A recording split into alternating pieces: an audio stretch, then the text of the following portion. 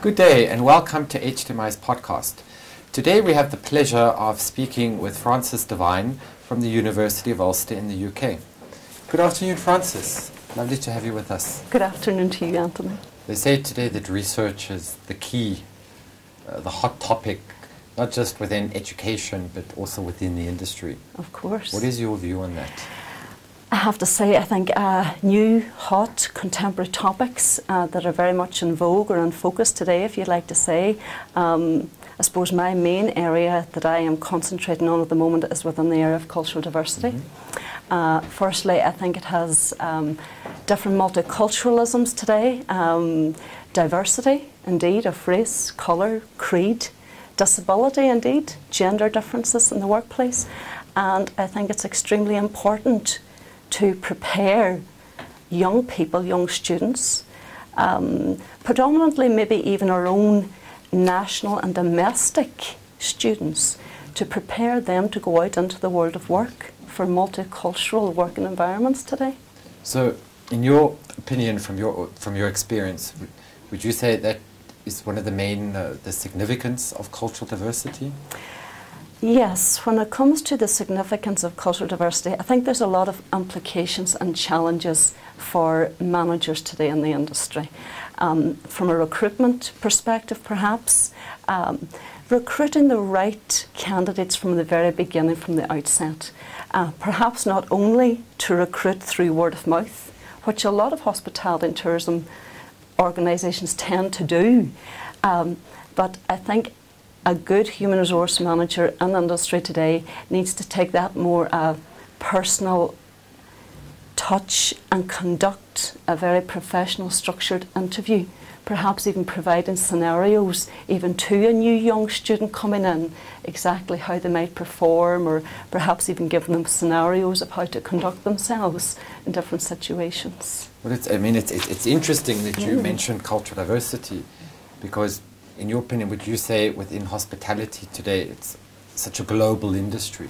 Definitely. And, you know, one is working with guests from all over the world, one is also working with people from all over the world. Of course. You know, do you think it's playing a bigger significance or importance today to understand the different cultures, different customs of our guests, of our colleagues? Very, very much so. I think if I was even to give the example of communication is the crux in our industry today. And I think good customer care skills is so important.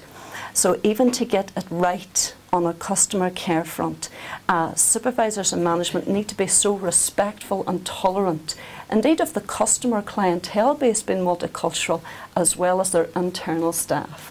And if I could just give the example of a French waiter coming to the UK to work, that sometimes there may be a form of xenophobia, perhaps of a UK-based manager or supervisor, maybe disciplining a French waiter for their slow, measured service in comparison to the UK more quicker service.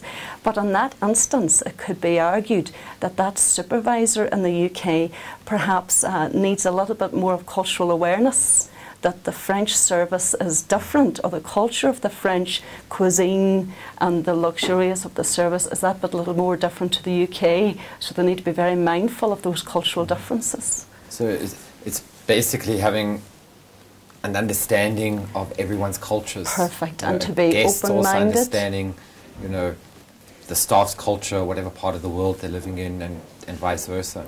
Definitely, to be more open-minded now and to take nothing for granted. You know, sometimes when you meet people of a different culture, you don't always see the visibles, you know, the colour of the skin, the race. You know, there's invisibles also that need to be taken into consideration, even whether a customer is partially deaf, or even a staff member perhaps has a little bit of a disability that perhaps that you're unaware of. So, you know, just leave yourself always open and be mindful, you know, of different diversities that are there.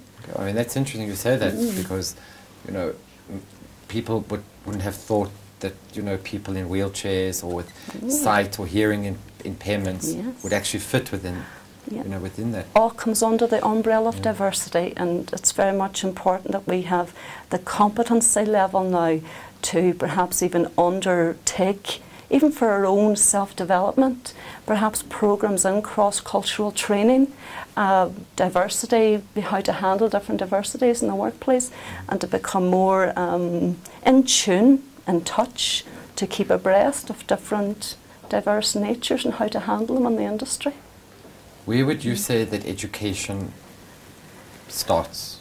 Yes. Well, perhaps it would nearly even start in the home environment. I would always say to a student, you know, even in your own, take every advantage of every travel opportunity, even to stay in different hospitality complexes, you know, in as many different countries, if you ever do get the opportunity.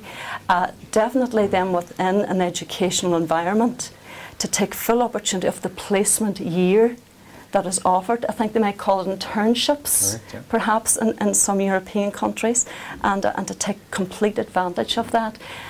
Perhaps even at a university level, a policy within a lot of colleges, perhaps even to make placement or internship compulsory for X number of months, perhaps 6 months or so, you know, just to make sure that students get that experience.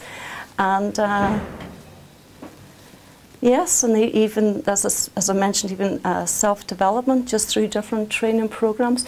I myself, now being a lecturer in hospitality and tourism, I was fortunate enough to be course director of International Hotel and Tourism Management, and I've actually developed a programme, a module within our programme called Cultural Awareness, and it's delivered at final year level. And it's very good, even topics like cultural noise, how to handle cultural difference, maybe looking at cultural shock, you know, coming from different cultures and working in different environments. So we look at topics like that, and it can be very, you know, intuitive and helps the student to indeed look outside the box in their own environment and just to become in tune with different diversities that are there. But I suppose also through learning and, you know, actually working, maybe making mistakes, experience, we do get to learn. I remember I worked at the Dolder Grand, and we had this stunning, beautiful white gift wrap paper, you know, with the gold leaf of the D, and we had the Japanese Prime Minister checking in, and I wrapped all the gifts in the white paper, and the general manager came in the next morning and asked me, you know, have you done the gifts? And I said, yes, they're in the corner. And he took one look, and I thought he was going to have a heart attack. And I said, what have I done wrong? What's wrong? And he said, you never give a Japanese a gift wrapped in white paper because it symbolizes death. Yes, you know, and I mean, that again was, I made it, thank God we had not put the gifts in the room yet, but you know, that was a learning curve as well. Yes, exactly, yes. How to even meet and greet different nationalities. Right. French would tend to kiss on both cheeks. Perhaps I could argue that we're a little bit more reserved in the UK and Ireland. We would tend to be arm's length to shake hands. And then if you go to China, it can be an insult not to present your business card, you know, when it comes to that business context. So yes, there's definitely a lot of cultural differences there. Sounds really fascinating. Yeah, it's a wonderful topic, I have to say now, to get to divulge into, between disabilities, race, colour, gender difference, sexual orientation. There are so many different angles to look at within the topic. Just finally, what competencies do you think students today need when entering the hospitality and tourism industry? Yes, I think in the context of cultural diversity alone, I think students need to be completely tolerant.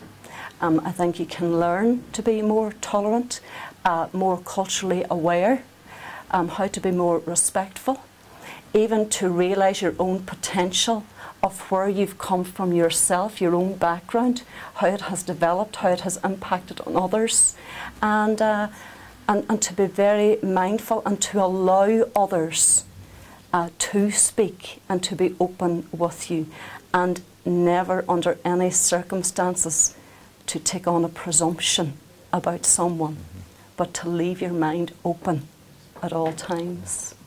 Fascinating answer. Thank you. Frances, it's been a real pleasure chatting with you. You too, Anthony. Thank you very much indeed. That was wonderful. Thank you.